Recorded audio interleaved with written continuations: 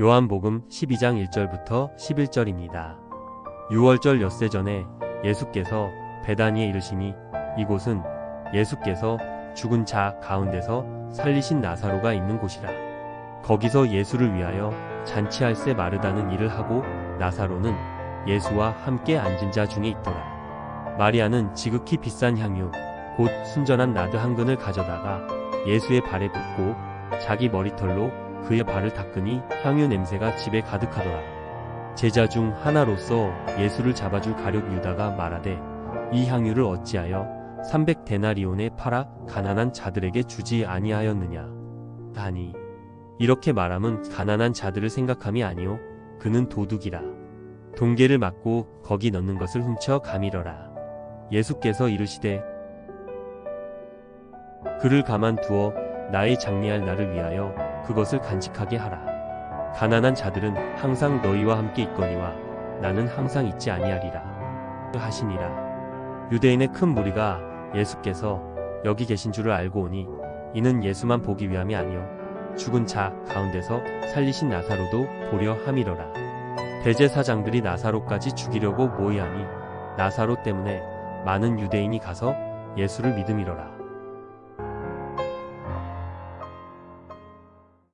네, 샬롬. 오늘도 말씀 앞에 나오신 여러분을 축복합니다. 오늘 본문은 예수님이 다시 살리신 나사로의 집을 배경으로 하고 있습니다.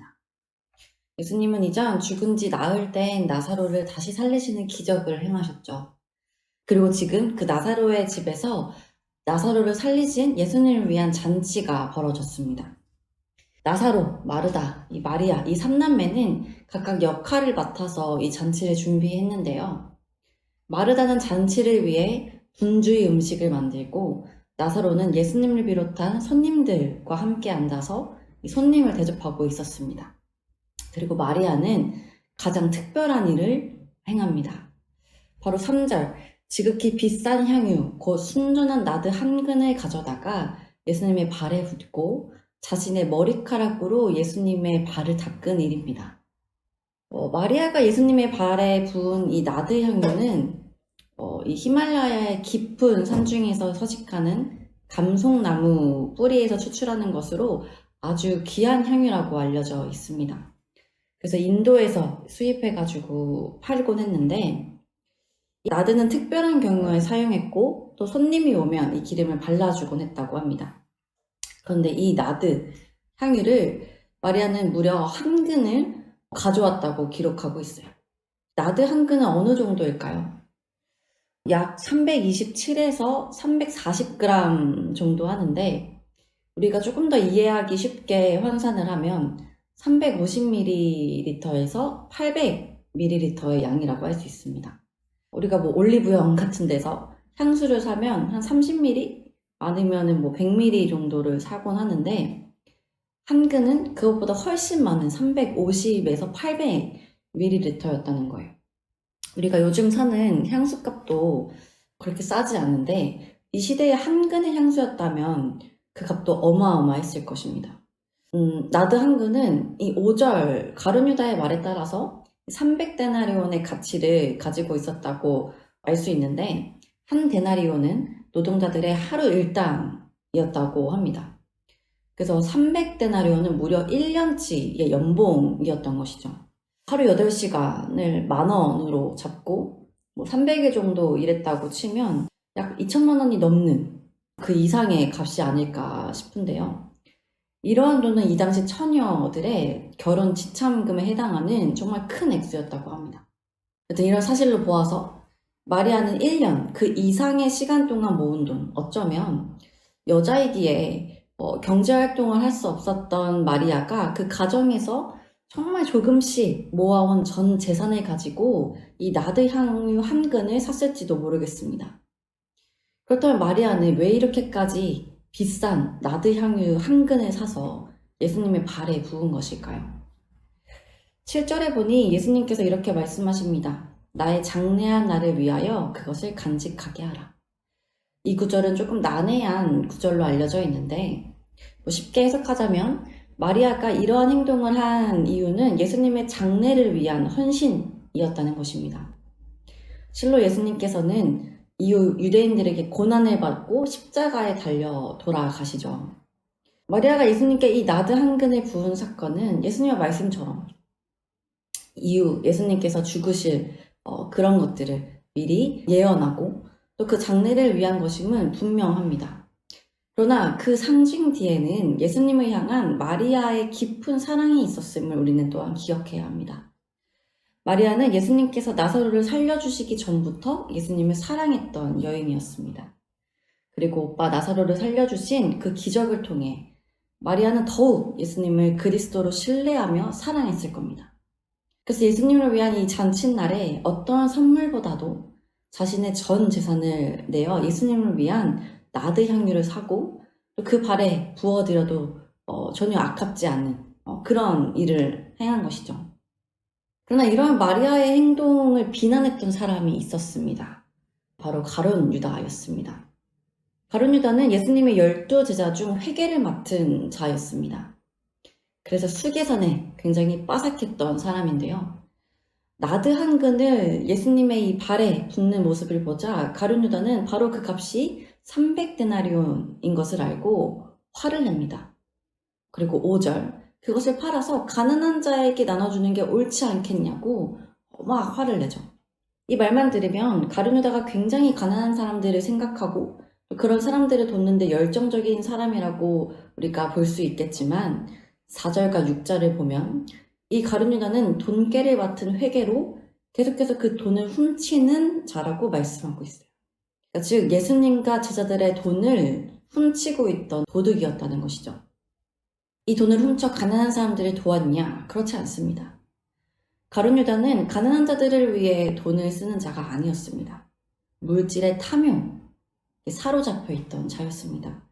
그래서 지금 가룟 유다는 물질에 대한 자신의 탐욕을 가난한 사람들을 도와야 한다는 그럴듯한 합리적인 이유로 가리고 있지만 실제로는 그 나드를 판 300데나리온을 예수님께 드렸다면 회개인 자신이 그중 얼마라도 돈을 훔쳐 사용할 수 있었을 텐데라는 그런 아쉬움으로 지금 마치 마리아가 굉장히 낭비를 하고 있다라고 비난하며 화를 내고 펄쩍 뛰고 있는 것이죠.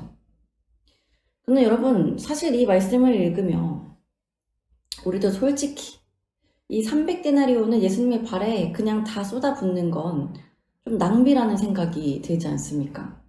돈을 훔치는 도둑이었던 가룟 유다가 옳다고는 할 수 없겠지만 우리도 또 꼭 그렇게까지 비싼 향유를 사서 발에 그냥 부어 없애버리는 것이 좀 아깝다는 생각이 든다는 거예요.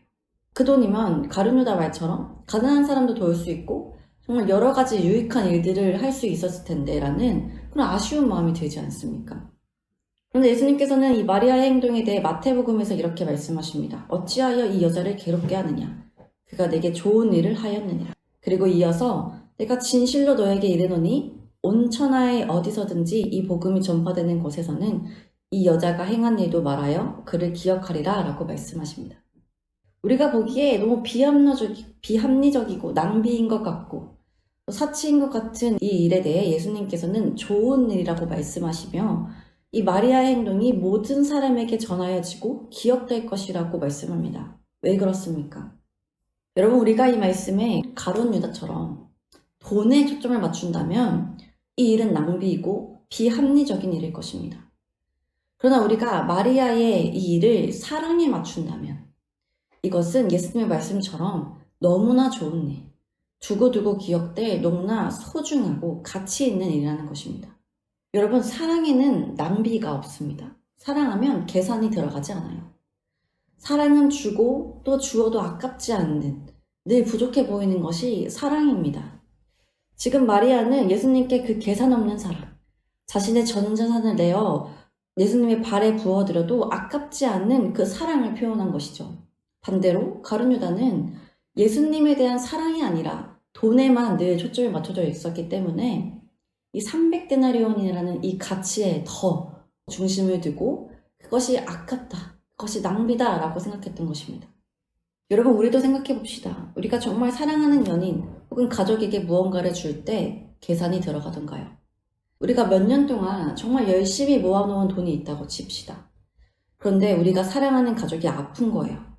그래서 치료비가 당장 필요하대요. 그럴 때 우리는 우리가 모아놓은 그 돈을 숨길까요? 아니면 일부만 내놓을까요?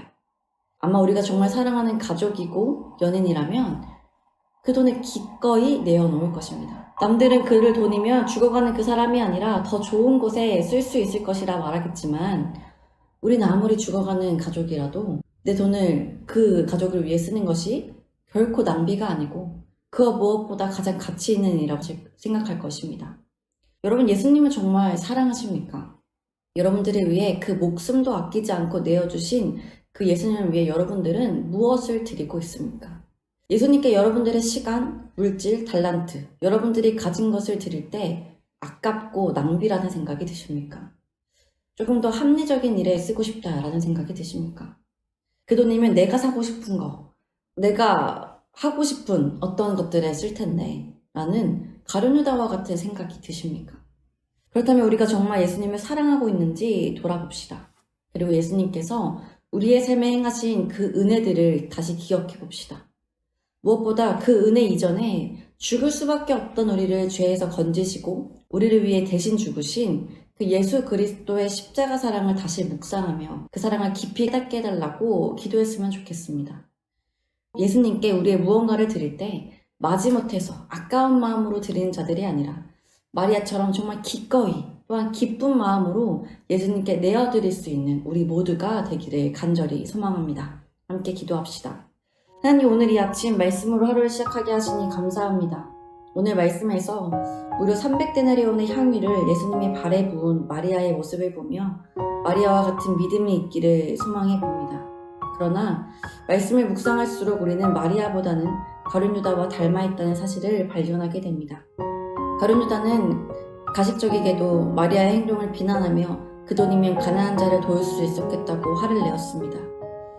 우리 역시 우리의 돈과 시간을 주님께 드릴 때 그 돈이면 그 시간이면 내가 원하는 것을 사고 원하는 일을 할 수 있을 것이라고 생각할 때가 얼마나 많은지요. 또 가식적이게도 그러한 큰 돈이 내게 있으면 어려운 이웃을 도울 수 있을 것이라 생각하기도 합니다. 그러나 주님이 말씀 앞에 우리의 초점이 돈이 아니라 예수 그리스도이길 소망합니다. 우리를 위해 죽으시고 우리를 살리신 예수님보다 더 값진 것이 어디 있습니까? 예수님을 감히 돈과 비교할 수 있겠습니까? 주님, 우리가 예수님의 십자가 사랑을 정말 아는 자들이라면, 예수님을 정말 사랑한다고 고백하는 자들이라면, 사랑하는 이에게 주어도 모자란 것 같은 그 사랑으로 예수님께 우리가 가진 시간과 물질, 우리의 모든 삶을 기꺼이 드릴 수 있도록 인도하여 주옵소서. 그래야 우리의 어떠한 것보다 예수님을 가장 사랑하는 자들이 되기를 소망합니다.